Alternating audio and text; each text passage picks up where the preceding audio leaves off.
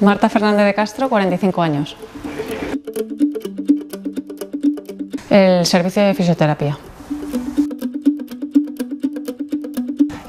No tengo ninguna dolencia en concreto, sino que practico y sigo compitiendo en pruebas tanto de triatlón como medias maratones o carreras en ruta de 10K o 15K.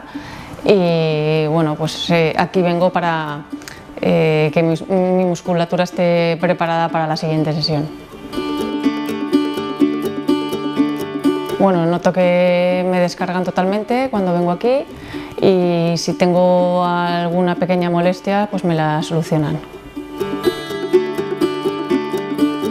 Bueno, pues porque conocía ya Zenit, me gustaba mucho su método de trabajo y me funcionó muy bien, y al saber que había abierto nueva clínica, pues decidí ponerme en sus manos.